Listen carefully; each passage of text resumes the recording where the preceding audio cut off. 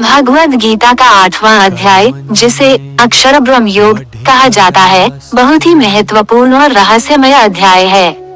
इसमें श्री कृष्ण अर्जुन को मृत्यु के समय परलोक और परमात्मा को प्राप्त करने के गुप्त विज्ञान के बारे में बताते हैं।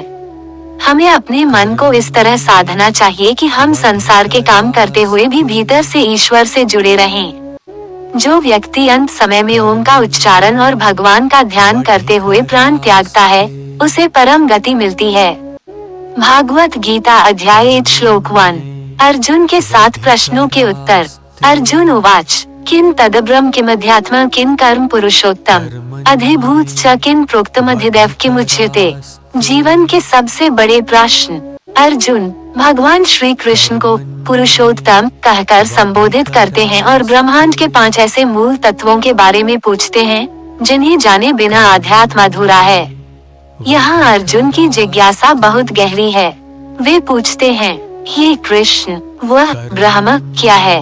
क्या वह कोई ऊर्जा है या कुछ और? अध्यात्म किसे कहते हैं? हम अक्सर यह शब्द सुनते हैं, लेकिन इसका वास्तविक अर्थ क्या है? और कर्म क्या है?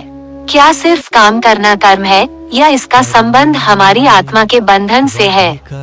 फिर अर्जुन अपनी दृष्टि इस भौतिक संसार और देवताओं की ओर घुमाते हैं और पूछते हैं, ये जो हमें नश्वर संसार दिखाई देता है, ये अधिभूत क्या है? और इन सभी देवताओं का स्वामी यानी अधिदैव किसे कहा गया है? अर्जुन के ये सवाल किसी एक व्यक्ति के नहीं, बल्कि हर उस साधक के हैं जो सत्य को जानना चाहता है। भागवत गीता अध्याय 8 श्लोक 2। अधियज्ञ कथ कोथ देहेस्मिन् मधुसूदन प्रयाण काले च कथ ज्ञेयोसि नियतात्मभेः। ब्रह्म और कर्म को जानने के बाद अर्जुन अब भगवान श्री कृष्ण से वो सवाल पूछते हैं जो हर मनुष्य के जीवन का सबसे बड़ा रहस्य है। अर्जुन पूछते हैं कि इस शरीर के भीतर वास्तव में कौन रहता है। यहाँ अर्जुन मधुसूदन नाम का प्रयोग करते हैं, जिसका अर्थ है शंका रूपी दैत्य को मारने वाले श्री कृष्ण। अर्जुन पूछते हैं, पहला सवाल, हे कृष्ण, अधियज्ञ कौन है? यानी इस हाड़ मांस के शरीर में यज्ञ का भोक्ता या स्वामी कौन है? और वह इस शरीर में कैसे रहता है? क्या वह इंद्र है या कोई और देवता? दूसरा और सबसे महत्वपूर्ण सवाल, प्रयाण काले च कथ, यानी मृत्यु के समय जब ये शरीर छूट रहा होता है, जब कंठ रुक जाता है और इंद्रियां काम करना बंद कर देती हैं, उस समय जो योगी हैं, जिनका मन वश में है, वे आपको कैसे जान पाते हैं? अर्जुन जानते हैं कि जीवन भर भक्ति करना आसान है, लेकिन अंतिम सांस के समय भगवान को याद रखना सबसे कठिन परीक्षा है। इसलिए वे यह उपाय पूछ रहे हैं। श्री कृष्ण इसका जो उत्तर देते हैं, वह जीवन जीने और मरने की कला बदल देता है। अर्जुन की तरह मन में सवाल होने पर डरना नहीं चाहिए। जब तक हम पूछेंगे नहीं, तब तक हमें सही रास्ता नहीं मिलेगा। आध्यात्मिक जिज्ञासा होना बहुत जरूरी है। भगवत गीता अध्याय 8 श्लोक 3। श्री भगवान उवाच अक्षर ब्रह्म परमं स्वभावोऽध्यात्ममुच्यते भूत भावोद्भव करो विसर्गः कर्म संज्ञितः। अर्जुन के प्रश्नों को सुनकर भगवान श्री कृष्ण ने ब्रह्मांड के 3 सबसे बड़े रहस्यों ब्रह्म, अध्यात्म और कर्म की परिभाषा दी। सुनिए भगवान क्या कहते हैं। यहाँ श्री कृष्ण 3 बातें स्पष्ट करते हैं। ब्रह्म क्या है? भगवान कहते हैं अक्षर ब्रह्म परमन, जो अक्षर है यानी जिसका कभी नाश नहीं होता, जो सदा एक सा रहता है, वही परम ब्रह्म है। अध्यात्म क्या है? स्वभावोऽध्यात्ममुच्यते, उस परब्रह्म का ही जो अंश हर जीव के भीतर उसके स्वभाव के रूप में मौजूद है, उसे ही अध्यात्म कहा गया है। कर्म क्या है? ये सबसे महत्वपूर्ण है। हम जिसे केवल काम समझते हैं, वो कर्म नहीं है। भगवान कहते हैं विसर्गः कर्म संज्ञितः, वह त्याग या वह सृजन शक्ति जिससे सभी प्राणियों की उत्पत्ति और विकास होता है, उस सृष्टि रचना की प्रक्रिया को ही शास्त्रों में कर्म कहा गया है। ब्रह्म जो परम अक्षर जिसका कभी नाश नहीं होता है, उसे ब्रह्म कहते हैं। अध्यात्म उसी ब्रह्म का जीवात्मा के रूप में स्वभाव की अध्यात्म कहलाता है। कर्म जीवों के भावों को उत्पन्न करने वाला जो त्याग सृष्टि रचना का संकल्प या यज्ञ है, उसे कर्म कहते हैं। हमारे हर काम का एक असर होता है। ये समझे कि हम जो भी कर रहे हैं वह या तो हमें बांध रहा है या मुक्त कर रहा है। अपने स्वभाव को पहचानना ही जीवन की शुरुआत है। भागवत गीता अध्याय 8 श्लोक 4 अधिभूत क्षरो भावः पुरुषश्चाधिदैवतम् अधियज्ञोमेवाथ देहे देहभूतांवर। ब्रह्मा और कर्म को समझाने के बाद अब भगवान श्री कृष्ण अर्जुन को इस नश्वर संसार और देवताओं के स्वामी का परिचय देते हैं। और सबसे बड़ी बात वे बताते हैं कि वे खुद हमारे शरीर में किस रूप में छिपे हैं। श्री कृष्ण अर्जुन को देहभूतांवर यानी देहधारियों में श्रेष्ठ कहकर संबोधित करते हैं और 3 गहरे उत्तर देते हैं। भगवान कहते हैं अधिभूत क्षरो भावः। क्षर का अर्थ है जिसका नाश हो जाए। ये जो भी भौतिक संसार हमें दिखता है, जो हर पल बदल रहा है और अंत में नष्ट हो जाएगा, ये परिवर्तनशील प्रकृति ही अधिभूत है। पुरुषश्चाधिदैवतम् सूर्य, चंद्रमा और सभी देवताओं पर शासन करने वाला जो विराट रूप विराट पुरुष है, जिसके अंतर्गत सारी दैवीय शक्तियाँ आती हैं, वही अधिदैव है। ये सबसे बड़ा रहस्य है। श्री कृष्ण कहते हैं अधियज्ञोमेवात। हे अर्जुन, इस शरीर के भीतर अधियज्ञ मैं स्वयं हूँ। मैं ही अंतर्यामी रूप में साक्षी बनकर हर जीव के हृदय में वास करता हूँ और उसके कर्मों को देखता हूँ। अधिभूत ये नश्वर संसार और जो कुछ भी बदलता रहता है, भौतिक प्रकृति वह अधिभूत है। अधिदैव जो विराट पुरुष जिसके अंतर्गत सारे देवता आते हैं है, वह अधिदैव है।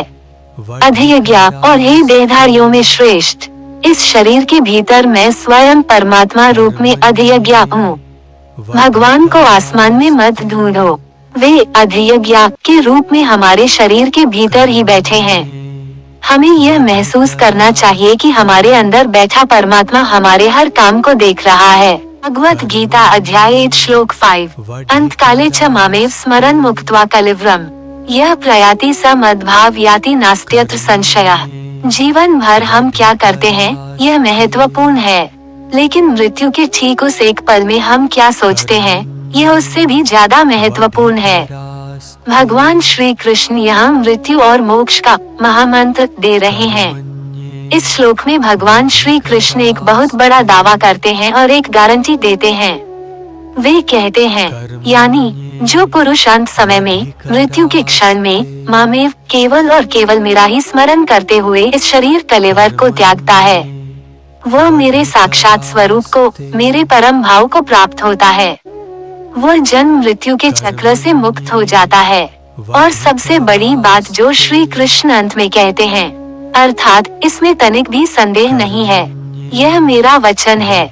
इसका अर्थ यह है कि जीवन एक परीक्षा है और मृत्यु उसका फाइनल रिजल्ट। अगर अंतिम सांस के साथ भगवान का नाम जुड़ जाए तो जीवन सफल हो गया। जो मनुष्य अंत समय में मृत्यु के क्षण केवल मेरा ही स्मरण करते हुए शरीर त्यागता है, वह मेरे साक्षात स्वरूप को प्राप्त होता है। इसमें कोई संदेह नहीं है। जीवन एक स्कूल है और मृत्यु उसका फाइनल एग्जाम है। अगर अंत समय में पास होना है, भगवान को याद करना है, तो उसकी पढ़ाई स्मरण आज से ही शुरू करनी होगी।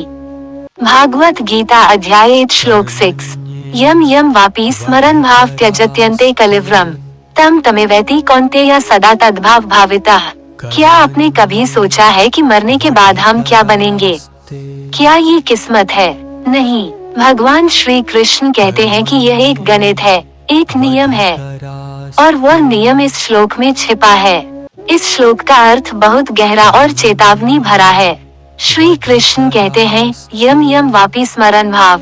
हे कुतिपुत्र अर्जुन, मनुष्य अंत समय में जिस भी भाव या वस्तु का स्मरण करते हुए अपना शरीर त्यागता है, तम तमेवैति वो अगले जन्म में उसी को प्राप्त होता है। अगर अंत समय में पैसा याद आया तो मन उसी ओर जाएगा। अगर परिवार याद आया तो मुंह उसे वापस खींच लाएगा। लेकिन यहाँ एक पेंच है, हम अंत समय में क्या सोचेंगे ये हमारे हाथ में नहीं है। भगवान कहते हैं सदा तद्भाव भावितः। अंत में वही याद आएगा जिसका चिंतन आपने सदा जीवन भर किया है। अगर जीवन भर आपने केवल संसार का चिंतन किया है तो मरते वक्त भगवान याद नहीं आएंगे। आपका जीवन भर का अभ्यास ही आपके अंतिम विचार को तय करता है, और वही अंतिम विचार आपका अगला जन्म तय करता है। हे कुति पुत्र, मनुष्य अंत समय में जिस जिस भाव का स्मरण करते हुए शरीर छोड़ता है, वो उसी भाव को प्राप्त होता है। अर्थात अगर धन याद आया तो अगला जन्म उसी अनुसार, अगर भगवान याद आए तो मोक्ष। हम वही बनते हैं जो हम सोचते हैं। अगर हम दिन भर नेगेटिव सोचेंगे तो जीवन नेगेटिव बनेगा। अगर भगवान और अच्छाई का चिंतन करेंगे तो अंत भी अच्छा होगा। भागवत गीता अध्याय 8 श्लोक 7। तस्मात् सर्वेषु कालेषु मामनुस्मर युद्धच्च मयि अर्पितमनो बुद्धिर्मामे वैश्यस्य संशयम्। अगर मौत के समय भगवान को याद रखना इतना जरूरी है, तो क्या हमें अपना काम छोड़ देना चाहिए? क्या हमें सन्यासी बन जाना चाहिए? जी नहीं। भगवान श्री कृष्ण यहाँ मल्टीटास्किंग का सबसे बड़ा रहस्य बता रहे हैं। यहाँ भगवान एक बहुत बड़ा आदेश दे रहे हैं। वे कहते हैं, तस्मात् सर्वेषु कालेषु, इसलिए हे अर्जुन, तुम सब समय यानी हर पल, मामनुस्मर युद्धच्च, मेरा स्मरण भी कर और युद्ध भी कर।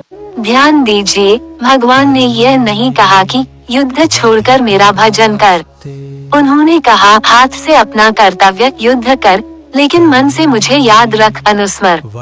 मयि अर्पित मनोबुद्धि, अगर तू अपने मन और बुद्धि को मुझ में अर्पण कर देगा और फिर अपना कर्म करेगा, मामे वैश्यस्य संशयम्, तो तू निस्संदेह मुझे ही प्राप्त होगा। यही जीवन जीने की कला है, बाहर से संघर्ष और भीतर से शांति। जब हम काम को भगवान की सेवा समझकर करते हैं, तो काम भी पूजा बन जाता है।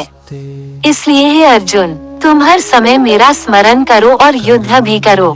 जब तुम्हारा मन और बुद्धि मुझ में अर्पित होंगे, तो तुम निस्संदेह मुझे ही प्राप्त करोगे। भगवान यह नहीं कहते कि काम छोड़ दो, वे कहते हैं काम भी करो और मेरा नाम भी लो। जिम्मेदारी निभाते हुए भगवान को याद रखना ही असली योग है। भागवत गीता अध्याय 8 श्लोक 8। अभ्यासयोगायुक्तेन चेतसा नान्यगामिना परमं पुरुषं दिव्यम याति पार्थानुचिन्तयन्। भगवान ने कह तो दिया कि हर पल मुझे याद रखो, लेकिन यह मन तो बंदर की तरह है, यहाँ वहाँ भागता रहता है। इसे कैसे रोकें? श्री कृष्ण इस श्लोक में सफलता का मूल मंत्र देते हैं, और वह है अभ्यास। यानी श्री कृष्ण अर्जुन को समझाते हैं कि परमात्मा को पाना कोई चमत्कार नहीं, बल्कि एक सतत प्रक्रिया है। वे 3 मुख्य बातें कहते हैं। अभ्यासयोगायुक्तेन, मन को बार बार भगवान में लगाने की आदत डालनी होगी। इसे ही अभ्यास योग कहते हैं। जब भी मन भागे, उसे पकड़कर वापस लाना, यही अभ्यास है। चेतसा नान्यगामिना, नान्यगामिना का अर्थ है न अन्यगामिना, यानी ऐसा चित्त जो इधर उधर किसी दूसरी दिशा में न भटके, जिसका फोकस पूरी तरह एक ही लक्ष्य पर हो। परिणाम, भगवान कहते हैं परमं पुरुषं दिव्यम याति। ये पार्थ, जो व्यक्ति इस तरह एकाग्र होकर निरंतर उस परम दिव्य पुरुष परमात्मा का चिंतन करता है, वो निश्चित रूप से उसी को प्राप्त हो जाता है। मन को वश में करने का उपाय, हे पार्थ, जो व्यक्ति अभ्यास योग से युक्त होकर यानी बार बार मन को भगवान में लगाने की प्रैक्टिस करके अपने चित्त को इधर उधर भटकने नहीं देता और निरंतर उस परम दिव्य पुरुष का चिंतन करता है, वो उसी को प्राप्त होता है। मन का भटकना स्वाभाविक है, लेकिन प्रैक्टिस अभ्यास से उसे वश में किया जा सकता है। हार मत मानो, बार बार मन को सही जगह पर लाओ। निरंतरता ही सफलता का राज है। भागवत गीता अध्याय 8 श्लोक 9। कवि पुराण मनुशासितार मनोरण्यांस्मनुस्मृत्या सर्वस्य धातार्मचिन्त्य रूप मादित्य वर्ण तमसा परस्तात्। जब हम ध्यान करने बैठते हैं, तो हमें किसका ध्यान करना चाहिए? वो परमेश्वर कैसा है? क्या वह बड़ा है या छोटा? भगवान श्री कृष्ण इस श्लोक में अपने विराट और दिव्य स्वरूप का वर्णन करते हैं। वे बताते हैं कि ईश्वर कौन है। श्री कृष्ण कहते हैं कि जो व्यक्ति उस परम पुरुष का इस प्रकार स्मरण करता है, वह कैसा है? वह सर्वज्ञ है। वो सिर्फ कवि नहीं, बल्कि भूत, भविष्य और वर्तमान का ज्ञाता है। वह अनादि है, सबसे पुराना है। वो सबका नियंता है, जिसके इशारे पर हवा चलती है और सूरज निकलता है। वो परमाणु से भी सूक्ष्म है। वो इतना छोटा होकर भी हर जीव के हृदय में समाया है। वो सबका धारण पोषण करने वाला है। उसका रूप हमारी कल्पना और तर्क से परे है। वो सूर्य के समान तेजस्वी और प्रकाशवान है, और वह अज्ञान रूपी अंधकार से पूरी तरह परे है। साधक को चाहिए कि वह भगवान के इसी सर्वशक्तिमान और प्रकाशमय रूप का ध्यान करे। मनुष्य को उस परमात्मा का स्मरण करना चाहिए जो सर्वज्ञ, सब जानने वाला, अनादि, सबसे पुराना, सबके शासक, परमाणु से भी सूक्ष्म, सबका पालन पोषण करने वाला, अकल्पनीय रूप वाला, सूर्य की तरह प्रकाशमान और अज्ञान अंधकार से परे है। हमें पता होना चाहिए कि हमारा बॉस गॉड कैसा है। वो सब जानता है, सबसे पुराना है और सबका पालन करता। जब रक्षक इतना मजबूत हो तो डरने की कोई बात नहीं। गीता अध्याय 8 श्लोक 10। प्रयाण काले मनसाचलेन भक्त्या युक्तो योगब्लेन चैव ध्रुवो मध्ये प्राणमावेश्य सम्यक स तम पर पुरुषपति दिव्यम। भक्ति तो जरूरी है, लेकिन क्या आप जानते हैं कि योग बल से मृत्यु को कैसे साधा जाता है? भगवान श्री कृष्ण यहाँ शरीर त्यागने की उस गुप्त विधि का वर्णन कर रहे हैं, जिसका पालन बड़े बड़े योगी और ऋषि मुनि करते हैं। श्री कृष्ण कहते हैं कि जो साधक अंत समय में इन 3 शक्तियों का प्रयोग करता है, जिसका मन पूरी तरह स्थिर हो, जो हिले डुले नहीं, जो हृदय में अगाध भक्ति भाव रखता हो, और जिसने योग के अभ्यास से अपने प्राणों पर नियंत्रण पा लिया हो, ऐसा योगी जब मृत्यु के समय अपने प्राणों को, अपनी जीवनी शक्ति को ध्रुवों मध्य यानी दोनों भवों के बीच आज्ञा चक्र में भली भांति स्थापित कर लेता है, तो वह उस दिव्य परम पुरुष परमात्मा को प्राप्त हो जाता है। ये साधारण मृत्यु नहीं, बल्कि एक चेतन और जागृत समाधि है। जो भक्ति युक्त मनुष्य अंत समय में योग बल के द्वारा अपने प्राणों को दोनों भवों के बीच आज्ञा चक्र में भली भांति स्थापित कर लेता है और निश्चल मन से स्मरण करता है, वो उस दिव्य परम पुरुष को प्राप्त होता है। जीवन के मुश्किल समय में या अंत समय में घबराना नहीं चाहिए। अपनी सारी ऊर्जा को एक जगह भ्रूमध्य फोकस करना सीखें। एकाग्रता सबसे बड़ी शक्ति है। भागवत गीता अध्याय 8 श्लोक 11। संन्यास योग और भक्ति योग से परमात्मा की प्राप्ति।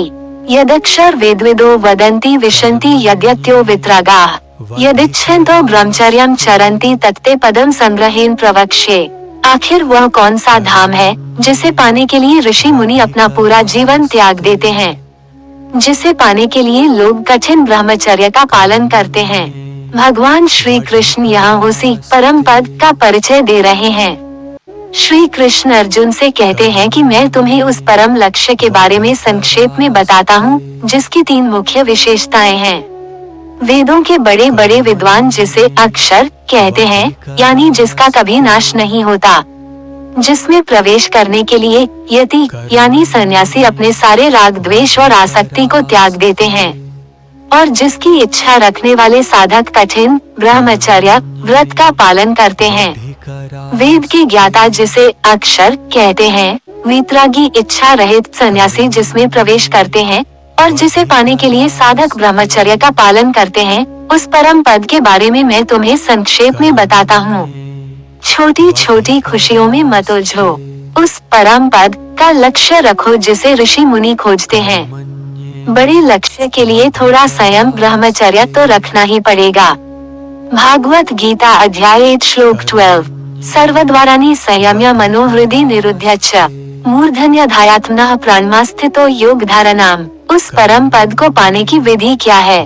भगवान श्री कृष्ण यहाँ एक ऐसी योग क्रिया बता रहे हैं जिसमें शरीर के सभी दरवाजों को बंद करके मन को लॉक कर दिया जाता है। इंद्रियों का बंद होना 2, मन का हृदय में स्थिर होना 3, प्राण ऊर्जा का मस्तक सहस्रार चक्र तक पहुँचना। श्री कृष्ण कहते हैं कि योग की स्थिति में स्थित होने के लिए 3 काम करने होते हैं। शरीर के सभी द्वारों यानी आँखों, कानों, नाक और मुंह को विषयों से हटाकर बंद कर लेना। बाहर क्या हो रहा है उसे पूरी तरह भूल जाना। मन को कहीं और नहीं बल्कि हृदय देश में ही रोक देना। मन न बाहर जाए, न विचारों में भटके। और फिर अपनी प्राण वायु को हृदय से उठाकर मस्तक में यानी कपाल में स्थापित करना। भगवान कहते हैं आस्थितो योग धारणाम। इस प्रकार अपने प्राणों को स्थिर करना ही योग धारणा है। ये समाधि की पूर्व अवस्था है। योग की स्थिति वह है जिसमें शरीर के सभी द्वारों इंद्रियों को रोककर मन को हृदय देश में स्थिर करके और प्राणों को मस्तक में स्थापित करके समाधि का अभ्यास किया जाता है। शांति बाहर नहीं, अंदर है। कभी कभी दुनिया के शोर इंद्रियों को बंद करके अपने अंदर झांकना जरूरी है। डिजिटल डिटॉक्स की तरह सेंसरी डिटॉक्स भी जरूरी है। भागवत गीता अध्याय 1 श्लोक 13। ओमित्येकाक्षर ब्रह्म व्याहरण मामनुस्मरन् यह प्रयाति त्यजन देह स याति परमा गतिम। इंद्रियों को वश में करने के बाद अंत समय में किस मंत्र का उच्चारण करना चाहिए? भगवान श्री कृष्ण यहाँ मोक्ष का सबसे बड़ा पासवर्ड दे रहे हैं और वह है एकाक्षर ब्रह्म ओम। एक योगी का शरीर छूटते हुए और उसकी आत्मा एक दिव्य प्रकाश पुंज में विलीन होते हुए श्री कृष्ण कहते हैं कि योग की स्थिति में स्थित होकर जो पुरुष इस एक अक्षर वाले साक्षात ब्रह्म यानी ओम का उच्चारण करता है, व्याहरण और उच्चारण करते समय केवल मेरा निराकार ब्रह्म या श्री कृष्ण का स्मरण करता रहता है। इस प्रकार ओम का जाप और भगवान का ध्यान करते हुए जो अपने शरीर को त्यागता है वो परम गति को यानी मोक्ष को प्राप्त होता है। उसे दोबारा इस दुख भरे संसार में जन्म नहीं लेना पड़ता। यही वो विधि है जिससे एक योगी मृत्यु को भी मोक्ष में बदल देता है। जो इस प्रकार योग में स्थित होकर एक अक्षर वाले ब्रह्म ओम का उच्चारण करता है और मेरा भगवान का स्मरण करते हुए शरीर का त्याग करता है वो परम गति मोक्ष को पाता है। ओम यह भगवान का नाम कोई साधारण शब्द नहीं है। सही भावना से बोला गया एक शब्द भी आपको मोक्ष दिला सकता है। अपनी वाणी को पवित्र रखें। भागवत गीता अध्याय 8 श्लोक 14। अनन्य चेता सततम यो मा स्मरति नित्यशः तस्याहं सुलभः पार्थ नित्य युक्तस्य योगिनी। क्या भगवान को पाने के लिए जंगल जाना या कठिन योग करना जरूरी है? नहीं। पिछले श्लोकों की कठिन विधि के बाद भगवान श्री कृष्ण यहाँ एक गारंटी देते हैं कि एक सच्चे भक्त के लिए मैं बहुत सस्ता और आसान हूँ। भगवान श्री कृष्ण का एक बहुत ही सौम्य और मुस्कुराता हुआ रूप दिखाएं जो बाहें फैलाए खड़े हों। श्री कृष्ण कहते हैं कि मुझे पाने के लिए बस 3 शर्तें हैं। जिसका चित्त, जिसका मन किसी और चीज में नहीं बल्कि केवल मुझ में लगा हो, जो संसार और भगवान में बंटवारा नहीं करता, जो निरंतर हर पल मुझे याद करता है, जो प्रतिदिन बिना नागा किए मेरा स्मरण करता है। भगवान कहते हैं, हे अर्जुन, ऐसे नित्य युक्त योगी के लिए मैं सुलभ हूँ। सुलभ का अर्थ है जो बहुत आसानी से मिल जाए। यानी ज्ञानी के लिए भगवान प्रकाश हो सकते हैं, योगी के लिए परमात्मा, लेकिन प्रेमी भक्त के लिए भगवान हमेशा पास रहने वाले सखा हैं। हे पार्थ, जो अनन्य चित्त वाला भक्त जिसका मन कहीं और नहीं जाता, नित्य निरंतर मेरा स्मरण करता है, उस नित्य युक्त योगी के लिए मैं बहुत सुलभ, आसानी से प्राप्त होने वाला हूँ। भगवान को वो पसंद नहीं जो कभी कभार मंदिर जाए, उन्हें वो पसंद है जो उन्हें हर पल याद रखे। रिश्तों में और भक्ति में नित्यता सबसे ज्यादा मायने रखती है। भागवत गीता अध्याय 8 श्लोक 15। मामुपीत्य पुनर्जन्म दुखालयम शाश्वतम नाप्नुवन्ति महात्मानः संसिद्धि परमा गताः। हम इस दुनिया को स्वर्ग बनाना चाहते हैं, लेकिन भगवान श्री कृष्ण कहते हैं कि ये दुनिया तो दुखालय है। तो फिर सच्ची शांति कहाँ है? और भगवान को पा लेने के बाद एक भक्त का क्या होता है? एक आत्मा को पृथ्वी से दूर जाते हुए और एक परम प्रकाश में समाते हुए दिखाएं, जिसके बाद वो वापस नीचे नहीं आती। इस श्लोक में श्री कृष्ण संसार और अपने धाम का अंतर स्पष्ट करते हैं। संसार क्या है? भगवान कहते हैं ये संसार दुखालयम शाश्वतम है। दुखालय यानी दुखों का घर। यहाँ सुख केवल एक छलावा है, अंत में दुख ही मिलता है। और अशाश्वतम यानी यह अस्थायी टेम्पररी है, यहाँ कुछ भी टिकने वाला नहीं है। महात्माओं की गति। लेकिन जो महात्मा मुझे प्राप्त कर लेते हैं, मामुपीत्य जिन्होंने परम सिद्धि पाली है, पुनर्जन्म न अपनुवन्ति, वे इस नश्वर और दुख भरे संसार में दोबारा जन्म नहीं लेते। उनका पुनर्जन्म का चक्र हमेशा के लिए टूट जाता है और वे मेरे परम धाम में आनंदमय जीवन बिताते हैं। यही मोक्ष है, दुखों के घर संसार से निकलकर आनंद के सागर परमात्मा में मिल जाना। मुझे प्राप्त करके उन महात्माओं को इस दुख भरे और क्षणभंगुर अशाश्वत संसार में दोबारा जन्म नहीं लेना पड़ता, क्योंकि उन्होंने परम सिद्धि प्राप्त कर ली है। ये दुनिया दुखाले दुखों का घर है। यहाँ परमानेंट सुख ढूंढना रेगिस्तान में पानी ढूंढने जैसा है। सुखी होना है तो उम्मीदें संसार से नहीं, भगवान से लगाओ। भागवत गीता अध्याय 8 श्लोक 16। और ब्रह्म भुवनालोका पुनरावर्तिन अर्जुन मामुपेत्य तू कौन्तेय पुनर्जन्म न विद्यते। हम सब स्वर्ग जाना चाहते हैं, लेकिन क्या आप जानते हैं कि स्वर्ग और यहाँ तक कि सृष्टि के रचयिता ब्रह्मा जी का लोक भी सुरक्षित नहीं है। श्री कृष्ण कहते हैं कि ब्रह्मांड में एक ही जगह है जहाँ से कोई वापस नहीं गिरता। इस श्लोक में श्री कृष्ण ब्रह्मांड का वीजा नियम समझा रहे हैं। इस ब्रह्मांड में सबसे ऊंचे लोक ब्रह्मलोक से लेकर नीचे पाताल तक जितने भी लोक हैं, वे सब पुनरावर्ती हैं। यानी वहाँ जाने के बाद भी जब आपके पुण्य कर्म खत्म हो जाते हैं, तो आपको वापस पृथ्वी पर जन्म लेने के लिए लौटना पड़ता है। वहाँ की नागरिकता अस्थायी है। किंतु हे कौन्तेय, जो मेरे पास आ जाता है, जो मेरे धाम परम गति को प्राप्त कर लेता है, उसका फिर कभी पुनर्जन्म नहीं होता। संसार के सारे लोग किराए के घर जैसे हैं, लेकिन भगवान का धाम ही हमारा अपना घर है। ब्रह्मांड के सर्वोच्च लोक ब्रह्मलोक से लेकर नीचे के लोकों तक सभी जगह से जीवों को वापस लौटना पड़ता है, पुनर्जन्म होता है। लेकिन हे कौन्तेय, मेरे धाम को प्राप्त होने के बाद फिर कभी पुनर्जन्म नहीं होता। चाहे आप दुनिया के सबसे अमीर आदमी बन जाएं या स्वर्ग चले जाएं, वो सब अस्थायी है। उस चीज के पीछे भागो जो कभी खत्म न हो, परमात्मा न कि उन चीजों के पीछे जो छिन जाएंगी। भागवत गीता अध्याय 8 श्लोक 17। सहस्रयुग पर्यंतम हर्यद ब्रह्मणो वेदो रात्रि युग सहस्रांता तेहोरात्र वेदो जनाः। क्या आपको लगता है कि 100 साल का जीवन बहुत लंबा है? ब्रह्मांड की घड़ी कुछ और ही समय बताती है। भगवान श्री कृष्ण यहाँ ब्रह्मा के एक दिन की गणना बता रहे हैं, जिसे सुनकर आपका सिर चकरा जाएगा।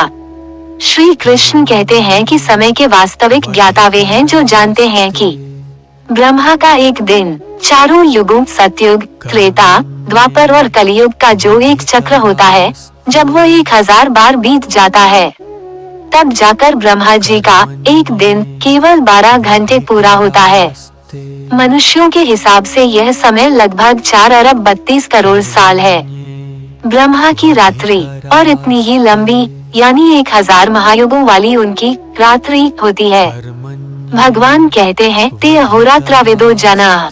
जो लोग समय के इस विराट चक्र को समझते हैं, वे ही वास्तव में दिन और रात के तत्व को जानते हैं। इससे हमें ये समझ आता है कि ब्रह्मांड की तुलना में हमारा जीवन एक पलक झपकने से भी छोटा है। जो लोग जानते हैं कि ब्रह्मा का एक दिन 1000 महायुगों 4 अरब 32 करोड़ साल का होता है और उनकी रात भी इतनी ही लंबी होती है, वही लोग समय काल के वास्तविक तत्व को जानते हैं। हमारा जीवन ब्रह्मांड के समय ब्रह्मा के एक दिन के सामने पलक झपकने जैसा भी नहीं है। इसलिए अहंकार न करें, हम इस विराट ब्रह्मांड में बहुत छोटे हैं। भागवत गीता अध्याय 8 श्लोक 18। अव्यक्ताद्व्यक्तयः सर्वाः प्रभवन्त्यः राग्मे रात्र्याग्मे प्रलीयन्ते तत्र वा व्यक्त संज्ञके। क्या ब्रह्मांड का कभी अंत होता है और क्या ये दोबारा बनता है? भगवान श्री कृष्ण यहाँ सृष्टि और प्रलय का वह चक्र समझा रहे हैं जो अरबों सालों से चल रहा है। श्री कृष्ण बताते हैं कि ब्रह्मा जी के दिन और रात का हम पर क्या असर होता है। जैसे ही ब्रह्मा का दिन शुरू होता है, वह अव्यक्त जो दिखाई नहीं देता अवस्था से सारे जीव, शरीर और यह भौतिक संसार व्यक्त हो जाते हैं, यानी सृष्टि की रचना हो जाती है। और जैसे ही ब्रह्मा की रात आती है, वे सारे जीव और यह पूरी सृष्टि वापस उसी अव्यक्त में प्रलीयन्ते यानी लीन हो जाती है। प्रलय आ जाता है। सरल शब्दों में ये ब्रह्मांड ब्रह्मा जी के जागने पर अस्तित्व में आता है और उनके सोते ही सुप्त हो जाता है। हम सब इस चक्र में बार बार पैदा होते हैं और मरते हैं जब तक कि मोक्ष न मिल जाए। ब्रह्मा के दिन की शुरुआत में सभी जीव अव्यक्त से व्यक्त प्रकट हो जाते हैं और जैसे ही ब्रह्मा की रात होती है वे सब पुनः उसी अव्यक्त में लीन हो जाते हैं। प्रलय चीजें बनती हैं और मिटती हैं। जो आज है वो कल नहीं होगा। बदलाव से दुखी मत हो, ये सृष्टि का नियम है व्यक्त से अव्यक्त होना। भागवत गीता अध्याय 8 श्लोक 19। भूतग्रामा स एवायं भूत्वा भूत्वा प्रलीयते रात्रयग्मेवशा पार्थ प्रभवत्यराग्मे। क्या हम अपनी मर्जी से जन्म लेते हैं या हम किसी चक्र में फंसे हुए हैं? भगवान श्री कृष्ण यहाँ एक कड़वा सच बताते हैं कि जीवात्मा इस ब्रह्मांड के चक्र में कितनी बेबस है। श्री कृष्ण अर्जुन से कहते हैं, ये जो जीवों का झुंड है यह कोई नया नहीं है। ये वही पुराना जीवों का समुदाय है जो पिछले कल्प में था। ये बार बार उत्पन्न होता है और बार बार नष्ट होता है। और सबसे महत्वपूर्ण शब्द है अवशः, यानी ये जीव अपनी मर्जी से नहीं बल्कि अपने कर्मों और प्रकृति के प्रभाव से विवश होकर ब्रह्मा की रात आने पर लीन हो जाते हैं और दिन निकलते ही फिर से जन्म लेने के लिए मजबूर हो जाते हैं। जब तक जीव को मोक्ष नहीं मिलता वो इस ऑटोमेटिक मशीन में पिसता रहता है। वही यह भूत समुदाय जीवों का समूह अपने कर्मों और प्रकृति के वश में होकर बार बार उत्पन्न होता है और रात आने पर विवश होकर लीन हो जाता है।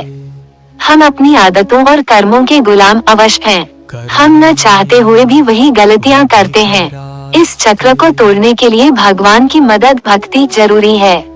भागवत गीता अध्याय 8 श्लोक 20। परस्तस्मात्तु भावोऽन्यो व्यक्तो व्यक्तात् स्नातनः यह स सर्वेषु भूतेषु नश्यत्सु न विनश्यति। जब प्रलय आती है तो पृथ्वी, सूर्य, तारे और यहाँ तक कि ब्रह्मा जी का लोक भी नष्ट हो जाता है। लेकिन क्या कोई ऐसी दुनिया है जो इस विनाश से बची रहती है? भगवान श्री कृष्ण यहाँ उसी सनातन धाम का पता बता रहे हैं। श्री कृष्ण अर्जुन को एक बहुत बड़ी खुशखबरी देते हैं। वे कहते हैं, उस अव्यक्त प्रकृति से परे एक दूसरा ही भाव है, एक दूसरी ही दुनिया है।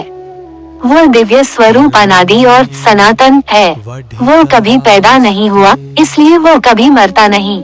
सबसे बड़ी बात, जब सारे भूत प्राणी नष्ट हो जाते हैं, जब पूरी सृष्टि प्रलय की आग में जल जाती है, तब भी वह परम धाम नष्ट नहीं होता।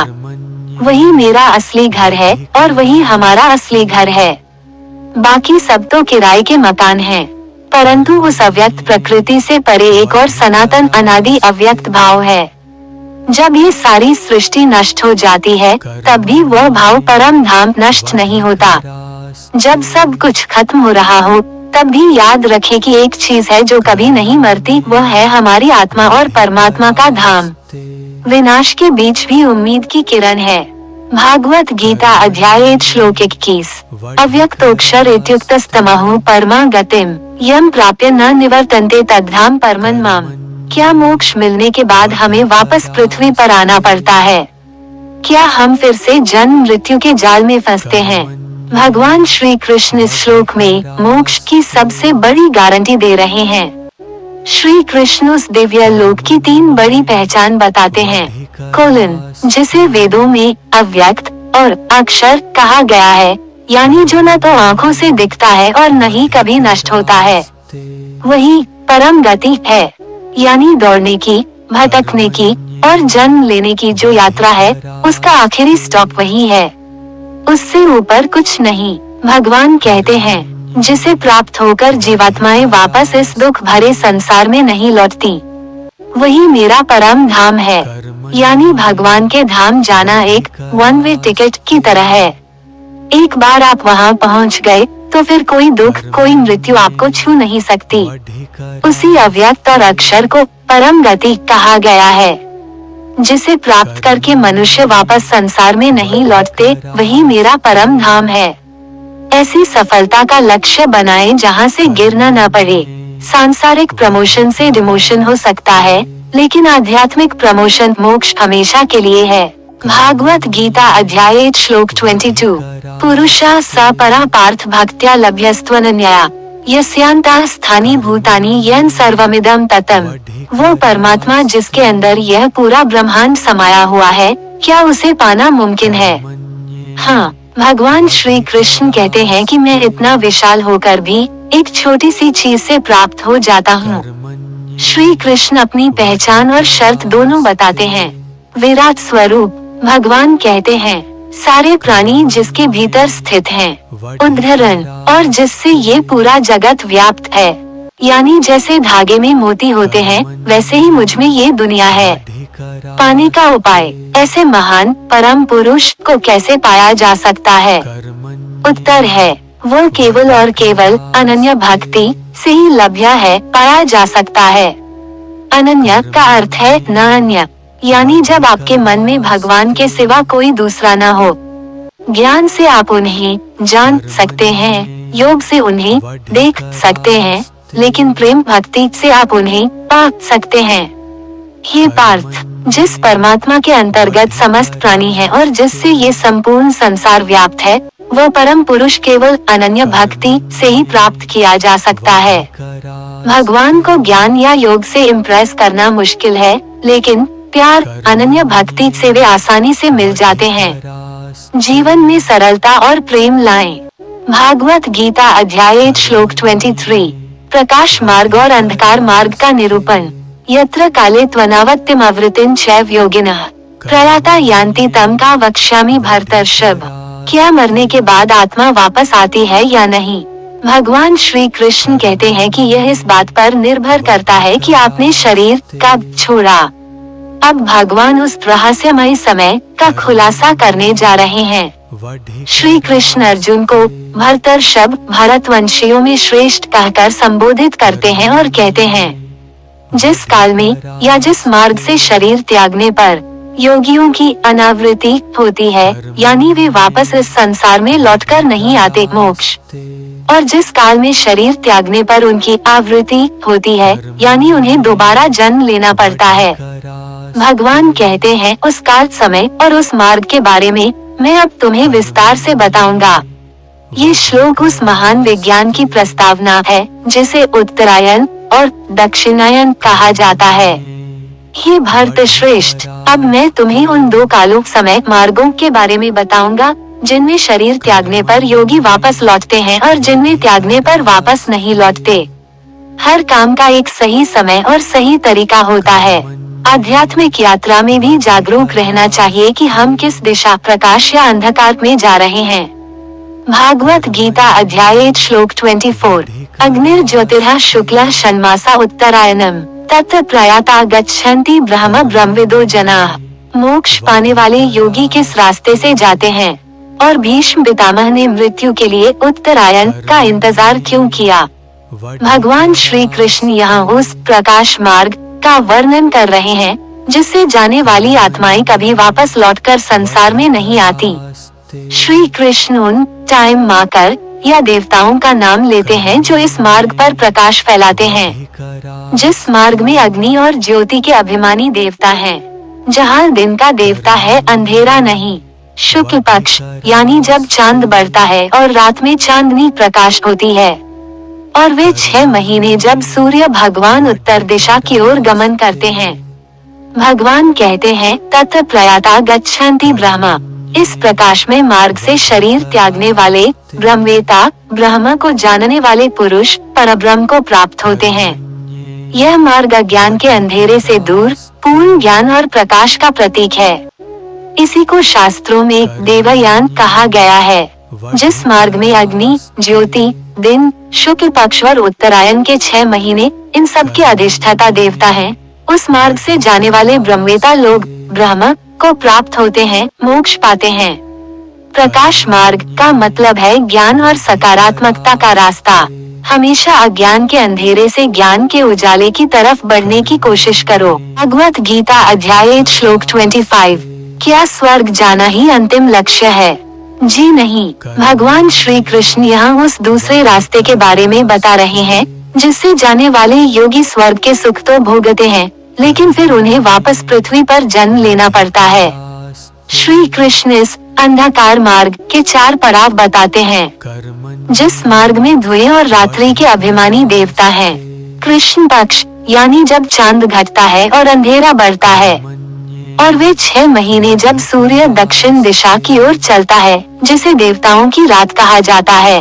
भगवान कहते हैं तत् चांद्रम सम ज्योति है। इस मार्ग से जाने वाला सकौम कर्म योगी चंद्रमा की ज्योति यानी स्वर्गलोक को प्राप्त करता है। लेकिन सावधान, उद्धरण, वो वहाँ अपने पुण्य कर्मों का फल भोगने के बाद वापस लौट आता है। उसे मोक्ष नहीं मिलता। यह एक छुट्टी की तरह है जो खत्म होते ही वापस काम पर लौटना पड़ता है। जिस मार्ग में धुआं, रात्रि, कृष्ण पक्ष और दक्षिणायन के 6 महीने इन सब के देवता हैं, उस मार्ग से जाने वाला योगी चंद्रलोक की ज्योति को प्राप्त करता है और वहाँ अपने पुण्य भोग कर वापस लौट आता है। पुनर्जन्म, सिर्फ पुण्य करने से स्वर्ग मिल सकता है, लेकिन जन्म मृत्यु का चक्कर नहीं छूटता।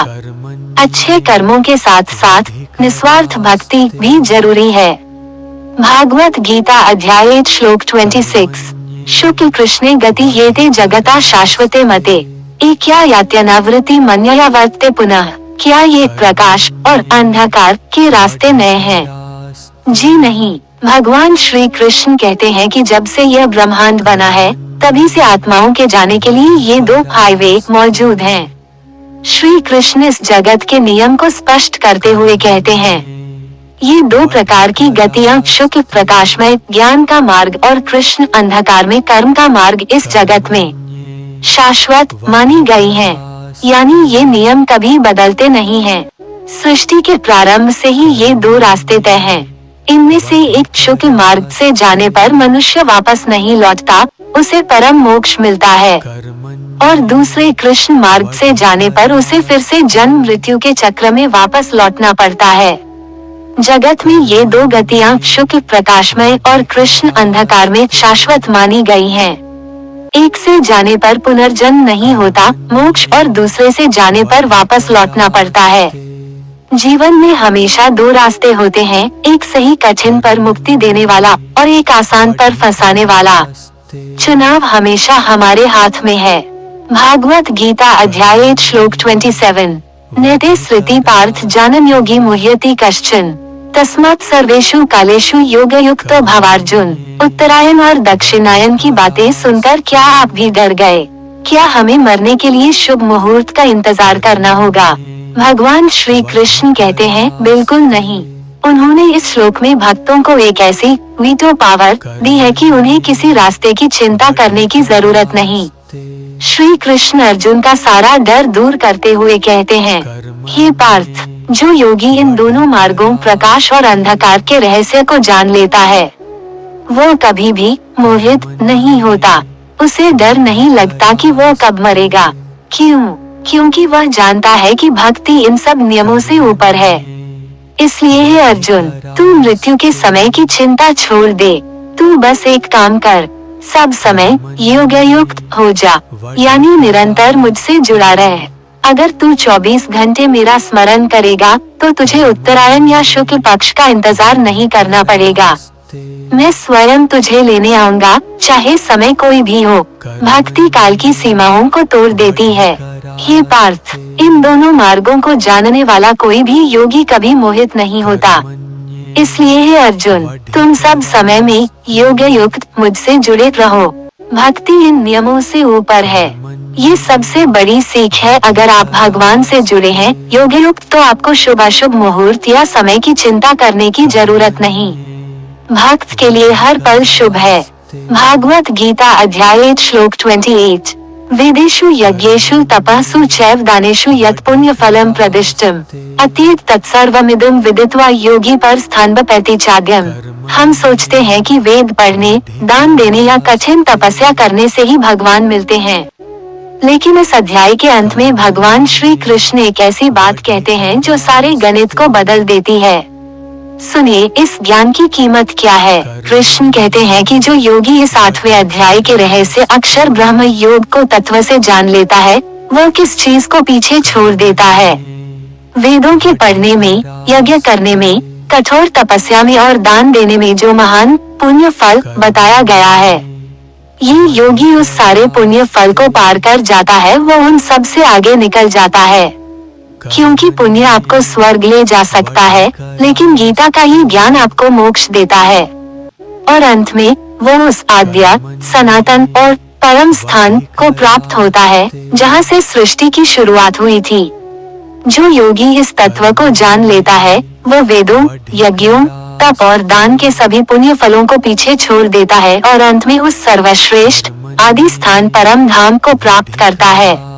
पूजा पाठ, दान और तपस्या अच्छी है, लेकिन तत्व ज्ञान उससे भी ऊपर है। लकीर के फकीर मत बनो, धर्म के असली सार को समझो। ओम तत्सदिति श्रीमद्भगवद गीता उपनिषत्सु ब्रह्म विद्यायां योग शास्त्रे श्री कृष्ण अर्जुन संवादे अक्षर ब्रह्म योगो नामाष्टमोऽध्यायः। ओम तत्सत। इस प्रकार श्रीमद्भगवद गीता रूपी उपनिषद ब्रह्म विद्या और योग शास्त्र के अंतर्गत श्री कृष्ण और अर्जुन के संवाद में अक्षर ब्रह्म योग नामक 8वां अध्याय पूर्ण हुआ।